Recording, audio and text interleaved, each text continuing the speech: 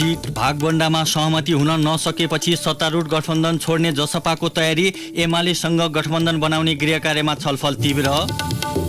आगामी निर्वाचनमा प्रत्यक्षतर्फ उम्मेद्वार मनोनयनका लागि 2 दिन मात्र बाँकी, निर्वाचन आयोगद्वारा उम्मेद्वारको योग्यता सम्बन्धी सूची सार्वजनिक।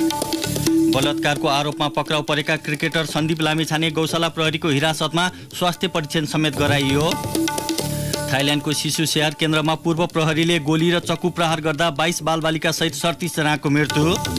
र पहिलो 1 दिवसीय क्रिकेटमा दक्षिण अफ्रिकाद्वारा भारत 9 रनले पराजित। नमस्कार, कान्तिपुर डायरीका साथमा सहकर्मी रमेश र म अनिल। सुरु गरौँ अहिलेसम्मका प्रमुख प्रसङ्गबाट।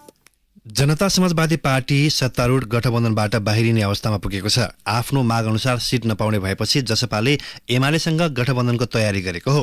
सत्तारूढ गठबन्धनभित्र सहमति हुन नसकिरहेका बेला एमाले र जनता समाजवादी पार्टीबीच तालमेलको गृहकार्य भइरहेको नेताहरूले बताएका छन्। एमाले र जसपाका नेताहरूबीच गैराती अबेरसम्म ललितपुरको भैँसेपाटी स्थित एमाले नेता रघुवीर महासेठको निवासमा छलफल भएको छ। एमाले र जसपाबीच सहमति उन्मुख भएको दावी भए पनि अहिलेसम्म सार्वजनिक रूपमा केही बताइएको छैन। प्रतिनिधि सभा र प्रदेश सभाका लागि चुनावी गठबन्धन गर्न एमाले राष्ट्रिय प्रजातन्त्र पार्टी, लोकतान्त्रिक समाजवादी पार्टी र जनता समाजवादी पार्टीसँग छलफललाई तीव्रता दिएको हो। एमाले आफ्नो उम्मेद्वारको सूची तयार पारेर अन्य दलसँग तालमेल अघि बढाएको छ। एमालेका उपाध्यक्ष सुभाष नेङवाङका अनुसार पार्टीभित्र कुन निर्वाचन क्षेत्रबाट को उठ्ने भन्ने निश्चित भई टिकट तयार भइसकेको छ। नेङवाङका अनुसार चुनावी गठबन्धन बन्ने सम्भावनालाई मध्यनजर गरी टिकटको टुङ्गो लागे पनि उम्मेद्वारको नावली सार्वजनिक नगरिएको हो। अध्यक्ष ओली सहितका नेताहरूले गठबन्धनका लागि राप्रपाका अध्यक्ष राजेन्द्र लिङदेन, लोसपाका अध्यक्ष महन्त ठाकुर समेत कुराकानी गरिरहेका छन्। पछिल्लो दिनमा सत्तारूढ गठबन्धनभित्र सहमति हुन नसकेपछि जसपाले एमालेसँग संवाद अघि बढाएको हो। गठबन्धनबारे छलफल भइरहेको बताउँदै नेङवाङले कुनै दलसँग पनि टुङ्गो भने नलागिसकेको बताउनुभयो। उहाँले कान्तिपुरसँग कुरा गर्दै भन्नुभयो, निर्वाचन क्षेत्र र सिट संख्याबारे छलफल भइरहेको छ। दलहरू जता फाइदा भयो त्यता मिल्छन्। उहाँहरू मिल्ने बढी सम्भावना एमालेसँग हो। कान्तिपुर डायरीमा अब कान्तिपुर सविस्तारको पालो। कान्तिपुर सविस्तार। निर्वाचन आयोगले प्रतिनिधि सभा र प्रदेश सभाको प्रत्यक्षतर्फको निर्वाचन प्रणालीमा मनोनयन दर्ता गर्ने उम्मेद्वारको आवश्यक योग्यता सार्वजनिक गरेको छ। प्रतिनिधि सभा सदस्यको उम्मेद्वारको हकमा कुनै पनि आफ्नो नागरिकता भएको स्थानबाट मतदाता नामावलीमा नाम दर्ता भएको हुनुपर्ने मापदण्ड आयोगले तोकेको छ। त्यस्तै प्रदेशसभा सदस्यको मनोनयनका लागि सम्बन्धित प्रदेशको गाउँपालिका वा नगरपालिकाबाट मतदाता नामावलीमा नाम दर्ता भएको हुनुपर्ने प्रावधान राखिएको छ। दलहरू सिट बाँडफाँड र उम्मेद्वार चयनको गृहकार्यमा व्यस्त रहँदा प्रत्यक्षतर्फको उम्मेदवारी दर्ता गर्न भने अब 2 दिन मात्र बाँकी छ। मुलुकभर एकै चरणमा हुने प्रतिनिधि तथा प्रदेश सभाको निर्वाचनका लागि 1.5 महिना बाँकी छ। निर्वाचन क्षेत्रमा अनुगमनदेखि मतदानसम्म व्यवस्थापनका लागि बिहीबारसम्म 165 वटै निर्वाचन क्षेत्रमा निर्वाचन अधिकृतको कार्यालय स्थापना गरिएको छ। निर्वाचन अधिकृतको कार्यालयबाट सम्पूर्ण चुनावी गतिविधिको निरीक्षण, अनुगमन तथा व्यवस्थापन गरिने निर्वाचन आयोगले जनाएको छ। 77 वटै जिल्लाका न्यायाधीश मुख्य निर्वाचन अधिकृतका रूपमा रहेका छन्। त्यस्तै अन्य अधिकृत स्तरका 88 जना कर्मचारीहरू निर्वाचन अधिकृतको भूमिकामा छन्। चुनावी प्रचार प्रसारका क्रममा दल तथा उम्मेद्वारबाट हुन सक्ने आचार संहिताको उल्लंघन, मतदान केन्द्रको व्यवस्थापनदेखि मतदान सम्पन्न भए पश्चात मतपेटिका संकलन गरेर त्यसलाई व्यवस्थापन गर्ने काम निर्वाचन अधिकृतको कार्यालयले गर्दछ। मुख्य निर्वाचन अधिकृतले शुक्रबार र शनिबार आफ्नो क्षेत्रका दलहरूसँग अन्तर्क्रिया तथा छलफल गर्दैछन्। त्यस्तै आगामी आइतबार प्रत्यक्ष निर्वाचन प्रणालीका लागि उम्मेदवारी दर्ताको प्रक्रियाबारे निर्वाचन अधिकृतले दलहरूलाई जानकारी गराउँछन्। आइतबार बिहान 10 बजेदेखि साँझ 5 बजेसम्म उम्मेद्वारको मनोनयन दर्ता गरिने आयोगको कार्यतालिका छ। उम्मेद्वारले आफ्नो क्षेत्रको निर्वाचन अधिकृतको कार्यालयमा गई मनोनयन दर्ता गराउन सक्छन्। आयोगले आइतबार राति 7 बजेसम्म मनोनयन भएका उम्मेद्वारको सूची प्रकाशन गर्नेछ। आयोगले प्रकाशन गरेको सूचीका आधारमा कुनै पनि उम्मेद्वारको योग्यता विरुद्ध उजुरी दर्ताका लागि आगामी सोमबार बिहान 10 बजेदेखि अपराह्न 3 बजेसम्मको समय छुट्याइएको छ। सोमबार अपराह्न 3 बजेसम्म दर्ता भएको उजुरी प्रति मंगलबार साँझ 5 बजेसम्म छानबिन गरी निर्णय गर्ने कार्यतालिका छ। सोही दिन साँझ 5 बजेदेखि राति 7 बजेसम्म उम्मेद्वारको प्रारम्भिक नावली प्रकाशन गरिनेछ। सो पश्चात आगामी बुधबार उम्मेद्वारको अन्तिम नावली प्रकाशन गरी उम्मेद्वारलाई चुनावी प्रचारका लागि बाटो खुल्ला गर्ने आयोगको तयारी छ। उम्मेद्वारी दर्ता गर्ने बेला तथा चुनावी प्रचार प्रसारका क्रममा निर्वाचन आचार संहितालाई ध्यान दिनुपर्ने आयोगका उपन्यायाधिवक्ता गुरुप्रसाद वागले बताउँछन्। 26 गते उम्मेद्वारको नाम फिर्ता लिनेछ 10 बजेदेखि 13 बजेसम्म, अनि त्यसपछि 26 गते नै उम्मेद्वारको अन्तिम नामावली प्रकाशन गर्ने 13 बजेदेखि 15 गतेसम्म 26 गते नै, र उम्मेद्वारको निर्वाचन चिन्ह प्रदान गर्ने 26 गते नै छ 16 बजेदेखि 19 गतेसम्म। राजनीतिक दलहरूले मनोनयन पत्र दर्ता गर्न जाँदा 25 जना भन्दा बढी मान्छे लिएर जान पाइँदैन निर्वाचन अधिकारी कार्यालयमा, अनि राजनीतिक दलले कुनै पनि जुलुस आमसभा गर्दाखेरि चाहिँ 10 वटा भन्दा बढी राजनीतिक दलको झण्डा प्रयोग गर्न पाइँदैन र राष्ट्रिय झण्डा पनि 10 वटा भन्दा बढी प्रयोग गर्न पाइँदैन।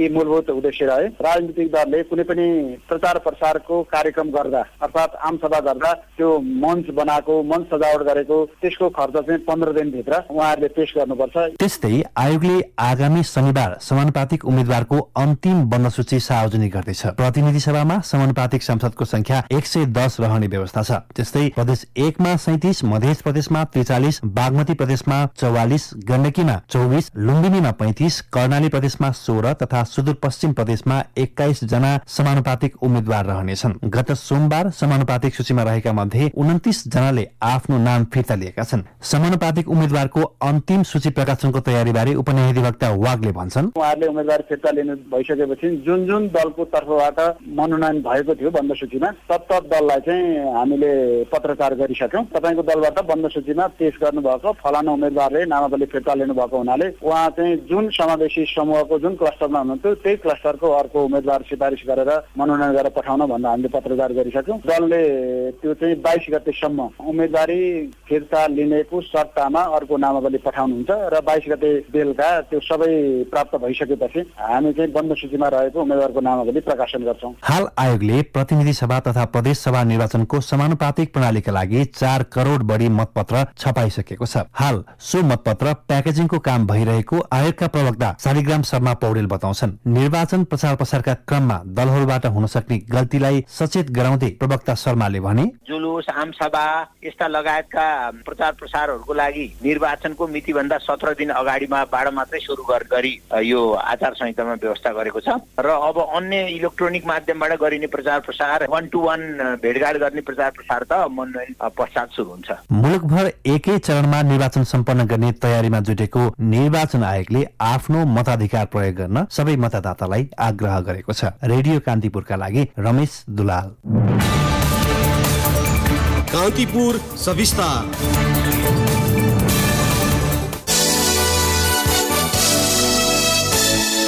बाराको अम्लेखगञ्ज स्थित 3 नम्बर पुल नजिकै बस दुर्घटना हुँदा 16 जनाको मृत्यु भएको छ। मृतक मध्ये 10 पुरुष र 6 महिला छन्। 32 जना घाइते भएका छन्। घाइतेहरूको हेटौँडा, चितवन र वीरगञ्जका विभिन्न अस्पतालमा उपचार भइरहेको छ।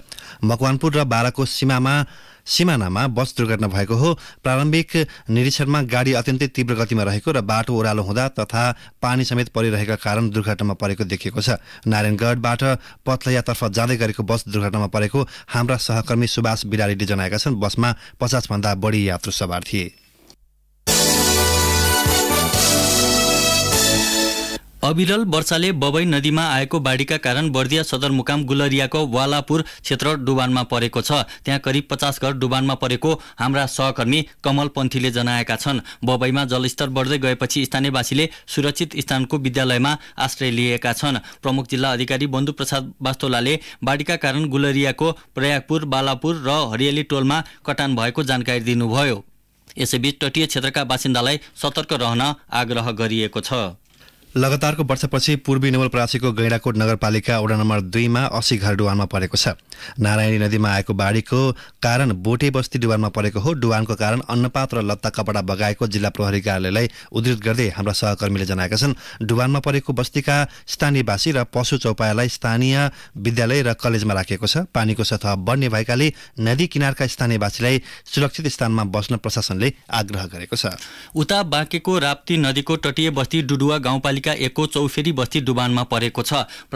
बाँकेका प्रमुख जिल्ला अधिकारी सूर्यबहादुर खत्रीले चौफेरी गाउँका कम्तीमा 80 घर परिवारलाई नजिकैको आश्रयस्थलमा राखिएको जानकारी दिनुभयो। राप्ती नदी र डुडुवा नालाको बीचमा पनि चौफेरी गाउँ नदी र नालामा आएको बाढीले घेरिएको हो। डुबान प्रभावित बस्तीका विस्थापितहरू घाँसबासको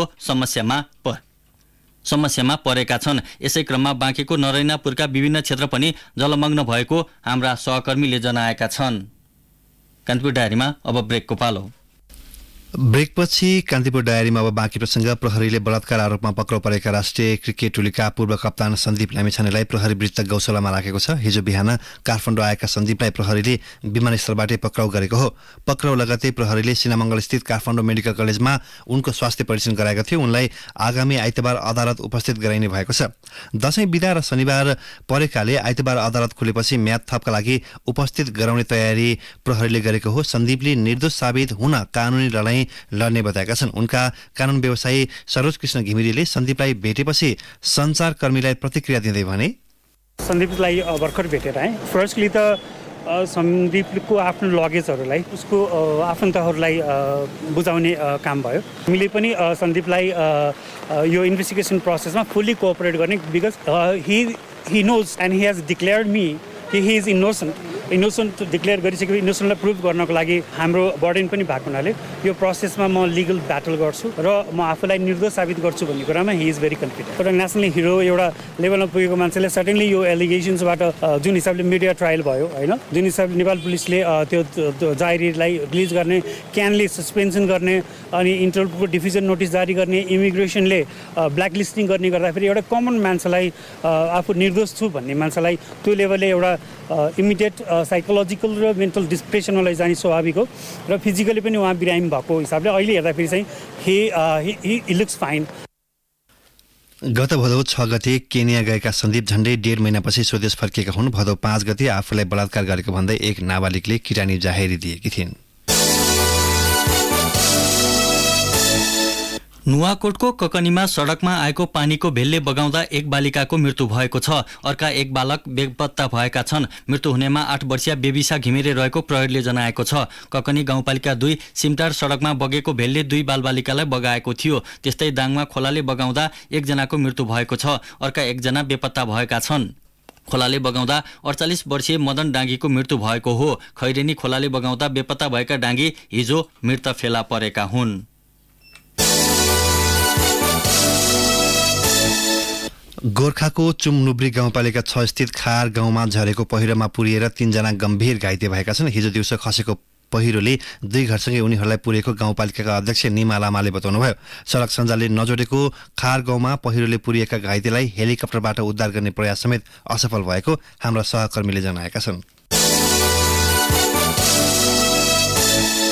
हिमाली जिल्ला मनाङमा हिमपात भएको छ। केही दिनको अविरल वर्षासँगै मनाङको ङिस्याङ गाउँपालिका र नार्पाभूमि गाउँपालिकामा पुरै बस्ती ढाकिने गरी हिमपात भएको स्थानीयवासीले बताएका छन्। अन्नपूर्ण संरक्षण क्षेत्र आयोजनाको इलाका कार्यालय मनाङका कर्मचारी उमाकान्त सापकोटाका अनुसार हिउँ परेपछि पर्यटक रोकिएका छन्। मनाङ गाउँमा मात्र 60 जनाको हाराहारीमा विदेशी पर्यटक पुगेका छन्। यसैबीच बेसी सहर चामे सडक खण्डको खोत्रो, धारापानी र तिमाल क्षेत्रमा बाढीले गर्दा केही दिनदेखि यातायात सेवा अवरुद्ध भएको हाम्रा सहकर्मीले जनाएका छन्। सशस्त्र प्रहरी बलमा कार्यरत एकजना प्रहरी सहायक निरीक्षक असै भारतीय भूमिमा मृत फेला परेका छन्। बोर्डर आउटपोस्ट बीओपी छिन्नमस्तामा कार्यरत असै सत्यनारायण यादव सीमावर्ती बिहार राज्यको मधुबनी जिल्लाको घोडदह खोलामा हिजो मृत फेला परेका हुन्। उनी मृत फेला परेको स्थान नेपाल भारत सीमाभन्दा 3 किलोमिटर दक्षिण भारतमा रहेको सशस्त्र प्रहरीले जनाएको छ। सिराहाको भगवानपुर 2 घर भएका असै यादव गत मंगलबारदेखि 3 दिन बिदा लिई घर गएको सशस्त्र प्रहरी बलले जनाएको छ। दार्चुलामा आगामी मङ्सिर 4 गते हुने प्रतिनिधि सभा र प्रदेश सभा निर्वाचनका लागि 114 वटा मतदान केन्द्र तोकिएका छन्। तीमध्ये 14 वटा मतदान केन्द्र अति संवेदनशील रहेको जिल्ला सुरक्षा समिति दार्चुलाले जनाएको छ। त्यस्तै 23 वटा मतदान केन्द्र संवेदनशील र 77 वटा सामान्यको सूचीमा राखिएको प्रमुख जिल्ला अधिकारी दीर्घराज उपाध्यायले बताउनुभयो। कान्तिपुर डायरीमा पुनः ब्रेकको पालो। ब्रेकपछि कान्तिपुर डायरीमा अब आर्थिक प्रसङ्ग। पाल्पाको रैनादेवी छहरा गाउँपालिका अन्तर्गत सिगो मुझुङ गाउँका किसान बेमौसमी गोलभेडा खेतीमा जुटेका छन्। संघीय, प्रदेश र स्थानीय तहबाट पर्याप्त अनुदान पाउन नसके पनि झण्डै 100 बढी किसान मौसमी र बेमौसमी तरकारी खेती गरेर वार्षिक 3 करोड बढी आमदानी गाउँमा भित्र्याउन सफल भएका छन्। पाल्पाको रैनादेवी छहरा गाउँपालिका 5 मुजुङका किसान बिहान उठेदेखि बेलुकी अँध्यारो नहुन्जेल तरकारीका साथै गोलभेडा बजार पठाउन व्यस्त छन्। बारीमा टिप्ने, क्यारेटमा राख्ने, टोलटोलबाट संकलन गर्ने र बाहिर बजार पठाउन ट्रकमा राख्न पर्ने भएकाले कसैलाई फुर्सद छैन। ताजा गोलभेडा बजारमा भोलिपल्ट बिहानै उपभोक्ताले पाउन् भनेर उनीहरू चर्को घाम झरी नबनेर काममा व्यस्त हुन्छन्। तर बजार भाव पाउन भने मुस्किल भएको छ। मुजुङका किसान धनबहादुर पुनमगर ल्याउँदा त्यस्तै महँगी सबै कुरा, त्यसपछि तपाईँको झरी बादल दुनियाँभर गरेर गर्ने बिउ विषादीमा लड्ने हो। तर बजार पाइँदैन, सरकारले गर्छु भन्छ यति चारोवाले चाहिँ हालिदिन्छ, अरू त आफै लगेर लाउनु पर्यो नि। रैनादेवी छहराको मुजुङ कृषि सहकारी संस्थाले किसानलाई व्यावसायिक बनाउने र अर्थोपार्जनमा अगाडि बढाउन सुरुमै लगानी गर्छ। सहकारीले बिउ पोल विषादीमा गरेको लगानी तरकारी बिक्री गरेपछि मात्र फिर्ता लिने गरिन्छ। उत्पादन भएका तरकारी र गोलभेडा सहकारीले नै बजार व्यवस्थापन गर्ने भएकाले पनि किसानलाई हौसला मिलेको सहकारीका अध्यक्ष अमर कार्कीले बताउनु भयो। कृषि सहकारीले बिउ बिजनहरू बजारबाट ल्याएर संस्थामा राखिदिएको हुन्छ र किसानहरूले आफ्नो आवश्यकता अनुसार कुन किसानले कति कुन शीर्षकको तरकारीहरू रोप्ने हो उनीहरूले आवश्यक बिउ फलहरू त्यहाँबाट लिएर जान्छ र सहकारीले उनीहरूलाई पछि उत्पादन गरेर तरकारी उत्पादन गरेर सहकारीबाट लगेको बिउ विषादीको पैसा तिर्ने गरी बिउ फलहरू उपलब्ध गराएको हुन्छ। गाउँपालिकाका पूर्व अध्यक्ष रामबहादुर कार्कीले मुजुङ गाउँमा गोलभेडा खेतीको अभियान सुरु गरेका हुन्। अहिले गाउँमा सहकारी मार्फत 2,10,000 र सहकारी बाहिर 1,00,000 केजी भन्दा बढी एक सिजनमा गोलभेडा उत्पादन हुन्छ। वर्षमा 3 खेतीसम्म गरिन्छ।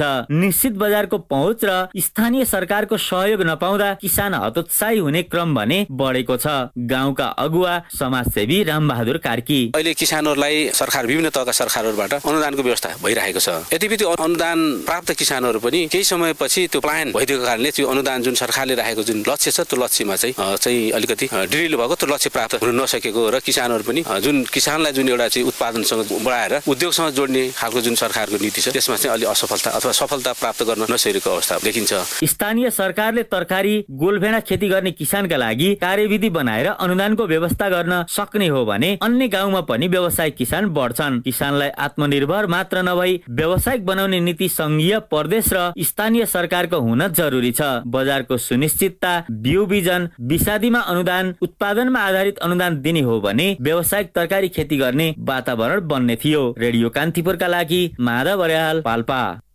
सबैको लागि एउटै किसिमको बीमा पोलिसी उपयुक्त नहोला। आफ्नो आवश्यकतामा आधारित बीमा पोलिसीको लागि सम्झनुहोस् मेटलाइफ। यहाँको आवश्यकता विश्लेषणका लागि मेटलाइफको वेबसाइट metlife.com.np मा आफ्नो विवरण पठाउनुहोस् वा मेटलाइफ टाइप गरी 32288 मा एसएमएस गर्नुहोस्। मेटलाइफ, तपाईसँगै जीवनमा अघि बढ्दै। कान्तिपुर डायरीमा अब मुलुक बाहिरको प्रसङ्ग।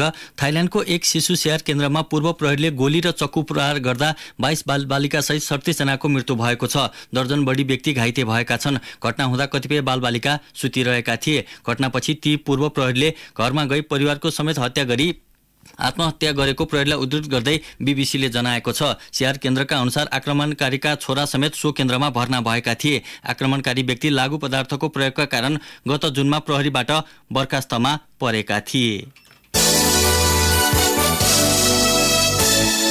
जापानी डकुमेन्ट्री फिल्म निर्मातालाई म्यानमारको अदालतले 10 वर्षको जेल सजाय सुनाएको छ। 26 वर्षीय तोरू कुबोटालाई राजधानी याङ्गुनमा सरकार विरोधी र्यालीमा संलग्न भएको आरोप लागेको थियो। राजद्रोहको आरोपमा 3 वर्ष र विद्युतीय सञ्चार कानून उल्लङ्घन गरेको आरोपमा 7 वर्षको सजाय सुनाएको बीबीसीले जनाएको छ। थाइल्याण्डबाट पर्यटक भिसामा म्यानमारमा प्रवेश गरेको र सन् 2021 मा सरकार विरोधी प्रदर्शनमा भाग लिएको आरोप उनीमाथि थियो। कान्तिपुर डायरीमा अब खेल प्रसङ्ग। पहिलो एक दिवसीय क्रिकेटमा दक्षिण अफ्रिकाले भारतलाई 9 रनले पराजित गरेको छ। 250 रनको लक्ष्य पाएको भारतलाई 240 रनमा समेट्दै दक्षिण अफ्रिकाले जित हात पारेको हो। भारतका लागि सन्जु सामसनले 86 रन बनाएका थिए भने श्रेयस आयरले 50 रन बनाएका थिए। त्यसअघि भारतले टस जितेर फिल्डिङ रोजेपछि ब्याटिङ थालेको दक्षिण अफ्रिकाले 40 ओभरमा 249 रनको योगफल बनाएको थियो। उसका लागि हेनरिच, कार्लसेनले 74 र डेभिड मिलरले 75 रनको योगदान गरेका थिए। जितपछि दक्षिण अफ्रिकाले 3 म्याचको सिरिजमा 1-0 को अग्रता बनाएको छ। अर्जेन्टाइन फुटबल स्टार लियोनल मेसीले आगामी नोभेम्बरमा कतारमा हुने विश्वकप आफ्नो अन्तिम विश्वकप हुने बताएका छन्। 35 वर्षीय मेसीले अर्जेन्टिनाबाट 4 पटक विश्वकप खेलेका छन्। सो अवधिमा उनले 19 खेलमा 6 गोल र 5 एसिस्ट पनि गरेका छन्। मेसीले सन् 2014 मा टोलीलाई उपविजेता बनाउन महत्त्वपूर्ण योगदान गरे भने 2021 मा कोपा अमेरिका टाइटल दिलाए। उनले नजितेको भनेकै यही विश्वकप हो। ESPN टिभीसँगको अन्तर्वार्तामा उनले आगामी विश्वकप आफ्नो अन्तिम हुने बताएका हुन्। आगामी विश्वकपपछि आफूले अब कहिल्यै विश्वकप भन्न नपाउने भन्ने पहिले नै थाहा हुँदा एक प्रकारको डर, त्रास र असन्तुष्टि पनि मन पलाउने गरेको उनले बताएका छन्। मेसीले 2005 बाट अन्तर्राष्ट्रिय फुटबलमा डेब्यू गरेका थिए। उनले अर्जेन्टिनाबाट 164 खेलमा 90 गोल गरेका छन्। 5औं विश्वकपमा सहभागिता जनाउँदै गर्दा मेसीले डिएगो म्याराडोना र हाबिएर मास्चेरानोको 4 विश्वकप खेल्ने कीर्तिमान भङ्ग गर्नेछन्। अर्जेन्टिनामा हाल फिफा वरियताको तेस्रो स्थानमा छ। कतार विश्वकपमा अर्जेन्टिना समूह सीमा परेको छ। सो समूहमा साउदी अरब, मेक्सिको र पोल्यान्ड छन्। अब मौसम सम्बन्धी जानकारी। गण्डकी, लुम्बिनी, कर्णाली र सुदूरपश्चिम प्रदेशमा भारी वर्षा भई अन्य प्रदेशमा मध्यम वर्षाको सम्भावना रहेको जल तथा मौसम विज्ञान विभागले जनाएको छ। केही बेर अघि 18 डिग्री सेल्सियस मापन गरिएको काठमाडौँ उपत्यकाको अधिकतम तापक्रम आज 25 डिग्री सेल्सियस पुग्नेछ। सूर्योदय बिहान 6 बजे भयो भने सूर्यास्त भरे साँझ 5:44 हुनेछ। अवश्य बिहान 8 बजे अर्को बुलेटिन लिएर आउने नै छौँ। तबसम्मका लागि सहकर्मी रमेश र म अनिल आगे माग्छौँ। नमस्ते।